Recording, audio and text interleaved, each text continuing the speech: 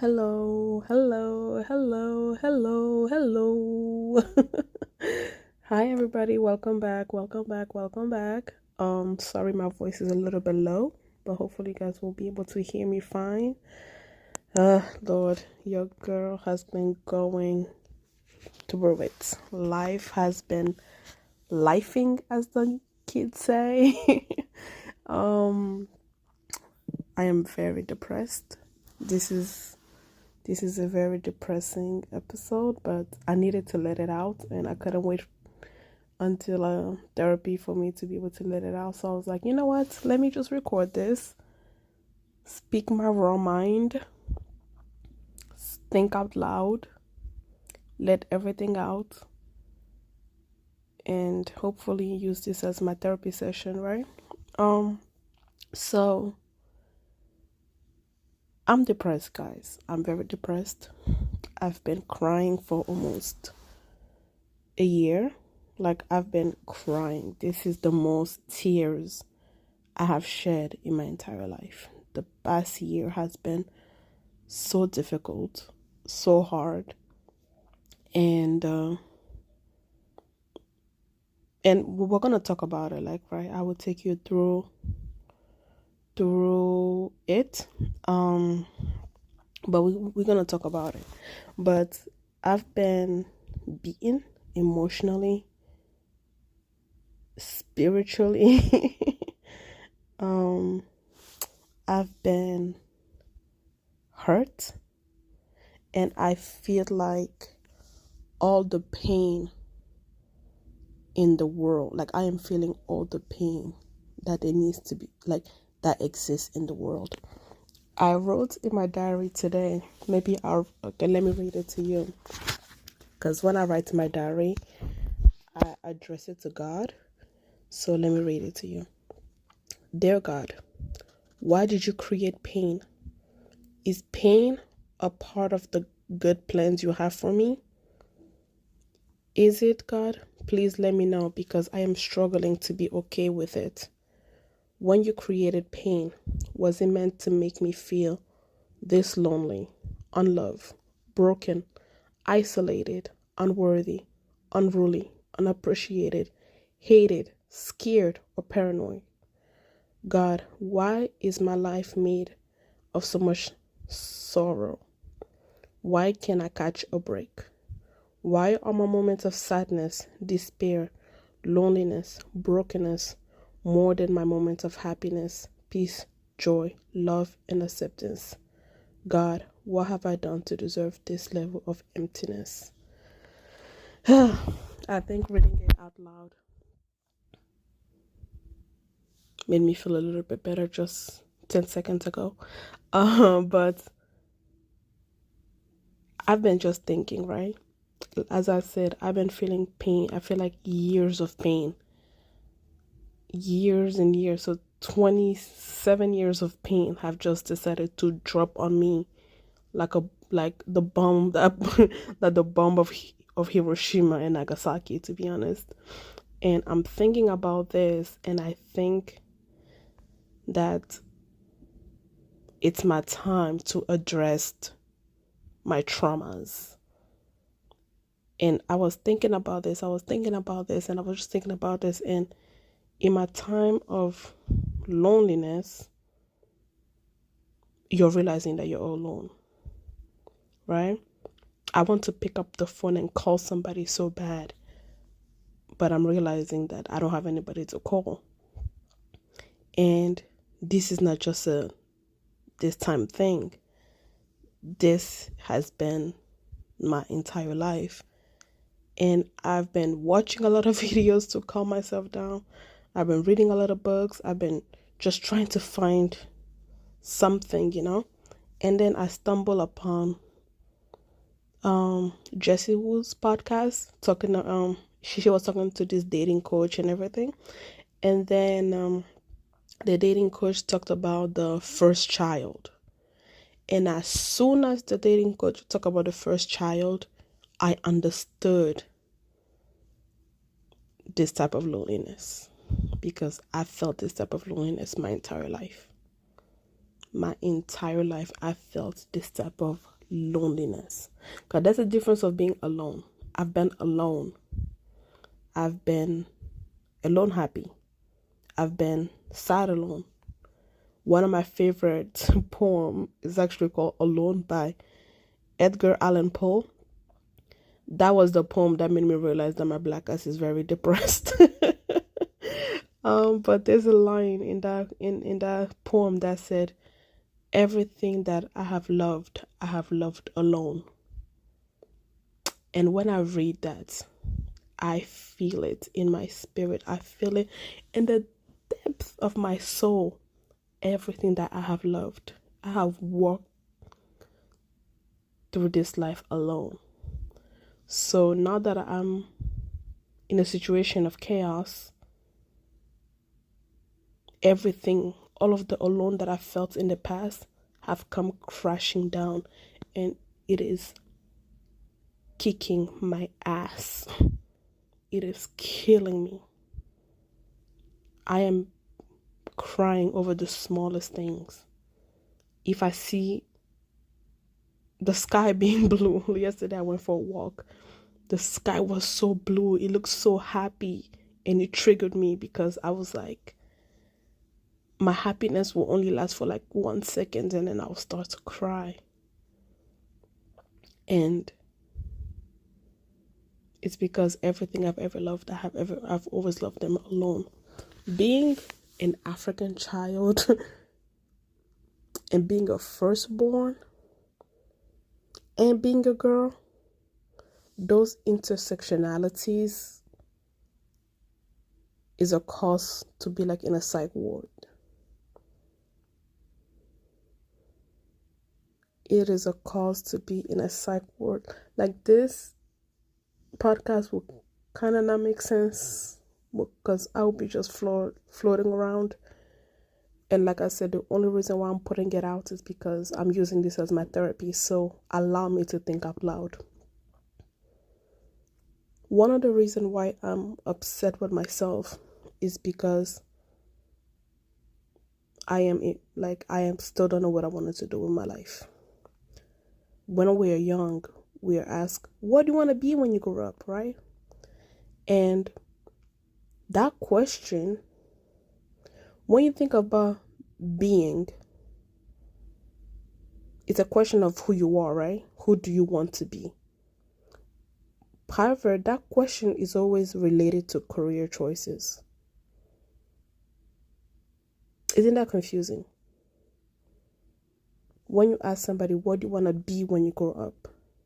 The word be is a state of being. So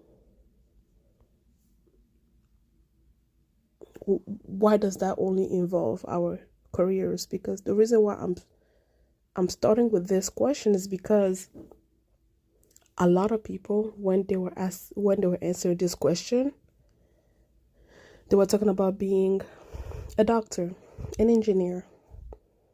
And I remember when I was asked this question, I may have been like 5 or 6. When I was asked this question, I did not know. And I remembered, I think they asked us this like at school or like at a program. And my friends came home and told my mom, like, oh yeah, she did not have an answer to the question and everything, blah, blah, blah, blah. And my mother was furious with me. It's like, what do you mean you don't know what you want to be when you grow up and everything? And I can still remember that. Like, I can still remember her being annoyed that I did not know what I wanted to be. Mind you, I'm 6. 6. And then I remember I said, I want to be a humanitarian. And that's what I kept with my entire life. I was like, I want to be a humanitarian. To me, a humanitarian was work with people, right? That's all I knew I wanted to be. I wanted to work with people. I wanted to do good. I wanted to make sure access to education was available to everybody. I wanted to make sure people were lifted out of poverty. That's what it meant to me. To me, it was just helping people, right? Now, my mother understood that naivete for how many years I've said it, right? And one day she was like, because Because, every African parent wants you to be a doctor, okay? She was like, you know, you can be a humanitarian by becoming a doctor, A doctor help people, right? So you can be a humanitarian by becoming a doctor. So I was like, yeah, I want to be a humanitarian. I want to be a doctor. I want to work with Doctors Without Borders, right? And that became sort of like my idea of it, right? Doctors, yeah, I want to be a doctor, Doctors Without Borders and everything. So I'm going to work hard, become a doctor and everything, blah, blah, blah, blah, blah, blah. Long story short, I grew up, I take biology. My school did not have a good science program. My high school, by the way, my high school did not have, I did not go to the most premier high school and everything. So that's another story on its own. But I was aiming to become a doctor when I was applying to college. I my major was going to be health studies and everything. And then my second year of high school, I took an AP class in government, and I was really good at it. I was so good at it, and I was so interested in it. I was interested in like international corporations. I was interested in, working for the UN. And mind you, when I was talking about working for the UN back then, when I was younger, before my government class, I was talking about um um I was talking about like, because I was going to be a Doctors Without Borders, going to countries, treating people and everything, so that's the only like affiliation of like with the UN I was thinking. So I was thinking about it like through the medical lens, right? But now I'm thinking about it through like the politics lens, like, oh, I like diplomacy, I like cooperation. How do two countries make treaties? I like this, I like that. But I said I was going to be a humanitarian through medical. So I had to stick with that dream, right? But then I started doing debates in high school. I really loved it. I enjoyed it. And my what do you want to be changed. So the career choice changed. And then when that changed, my parents were furious. You were supposed to be a doctor. Because again, by the way, the only reason why Africans want to be a doctor is because they make a lot of money. They don't think about the altruistic perspective of it. They are not telling you to be a doctor to save people's lives. They just want you to be a doctor so you can make a lot of money, and that's a way to get the family like out of poverty quickly, right? So they are not saying this for you to be a kumbaya, yay, and everything, right? So then I started doing research on Doctors Without Borders and everything, and then and then about how they don't get paid enough, and then I'm like, what, they don't get paid enough and everything, like, and they were like, yeah, so Africans, when they said we want you to be a doctor, it's for the money aspect, it's not for the altruistic aspect most of the time. But yeah, so when I went to politics, they were like, so if you study political science, what are you gonna be? I'm like, what do you mean? And they were like, if you study medicine, you'll be a doctor. So if you study political science, what are you going to be? And the funny thing is, with political science, you can be anything, right? You can become anything. There's no career, like, it's funny because people think political scientists are politicians. We're not. There's a difference between a political scientist and a politician, right? Science, you're still studying. You're studying the policies, the politics and everything, right? So that's not part of the African career being list.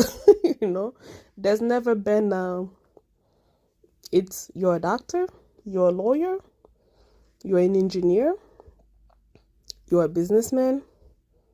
Those careers have a tangible career being. Political science does not really. So I had to be like, oh yeah, well, I can go to law school afterwards. I can, because just to justify what I was going to be, right? Because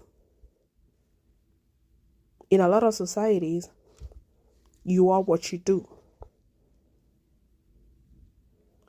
So what happens when you don't do that? When you're not doing anything? And in a lot of societies, when you decide on what you're going to do, you create your entire being based on what you're doing. And you have to live based on what you're doing.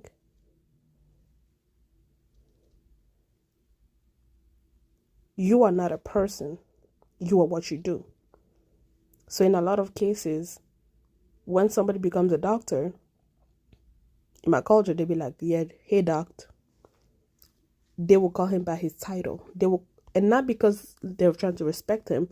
It's like they don't know the person outside of being a doctor. They don't know you outside of being a lawyer. You are not a person. You are what you're doing. So what happens when you're in your 20s, away from that cultural mindset, and you're not doing something that helps you be in your society? I was a straight A student. I graduated with a 3.96. That's why I graduated with high school. I graduated, what did I come? Not come out. Magna cum laude in college. I'm a Fulbright. I was gonna go into diplomacy. I was gonna be a diplomat. And you know the other funny thing about what I was gonna do? When we were younger, when you're young, you're thinking about this job career, these job choices. They're imaginary to you.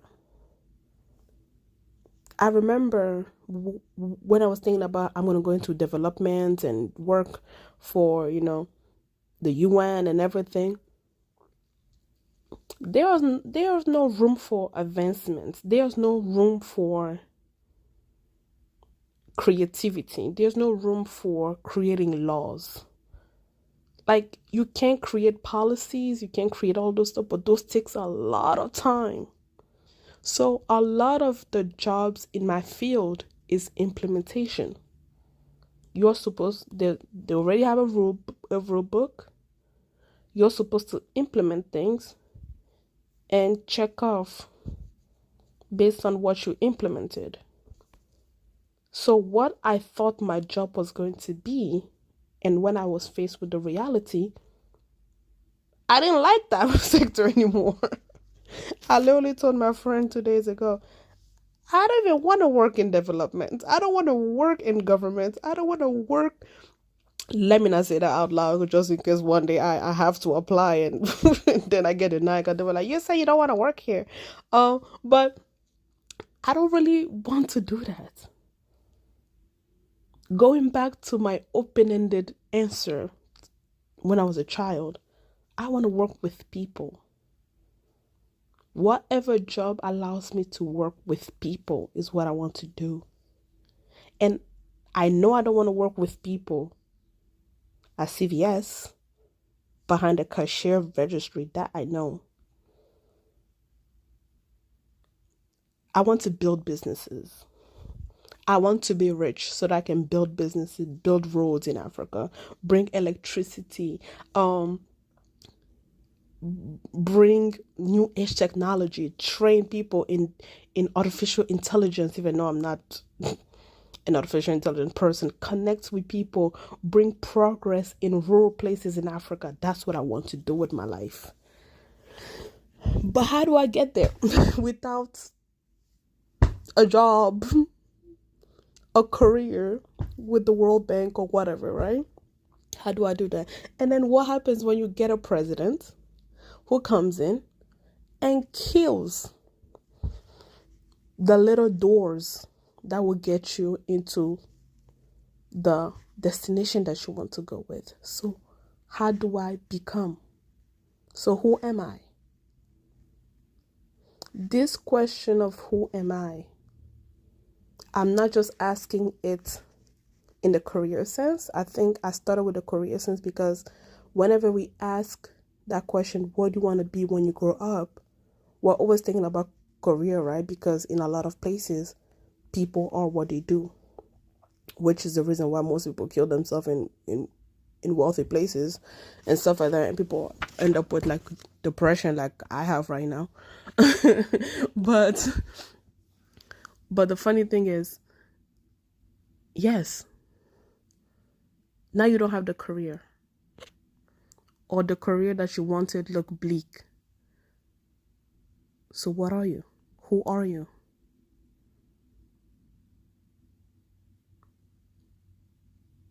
And the reason why that shit pisses me off, this state pisses me off, and not being able to identify who I am, not only because of not having something that I love to do.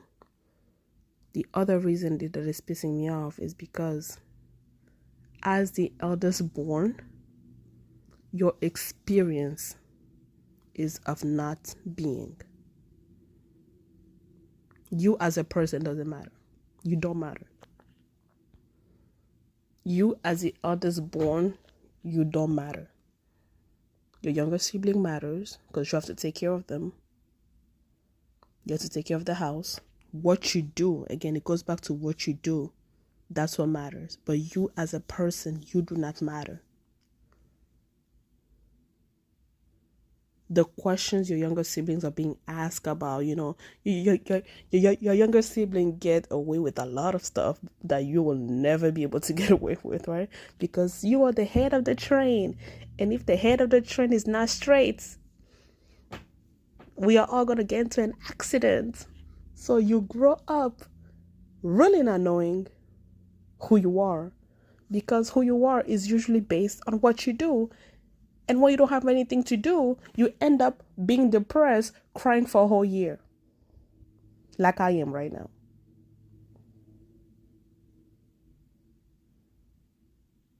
And I hate this feeling. And I don't even know how to pull myself out. I'm trying my best. I literally went to get self-help book. That's just how bad that's just how bad I've been mentally. My heart has been affected by my depression to the point where tomorrow I'm going to get tested to see if I'm going to need help with my palpitations, or if it's just going to be a case of like, girl, you need to breathe.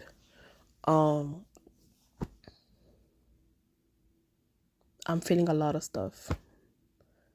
Me and my guy are not on the same, are not on the on any term basically.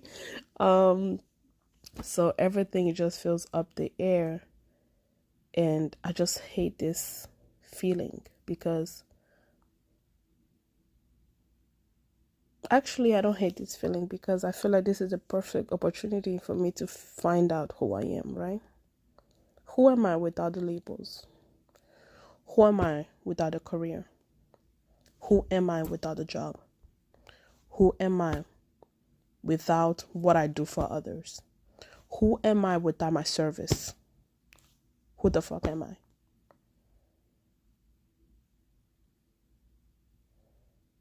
It's been hard because I've been alone and very lonely. But now that I've spilled this out, I think I will end on this note. It is only scary and only feeling awful because of the expectation that have been put on me. Should I have the finances? Should I be my own place?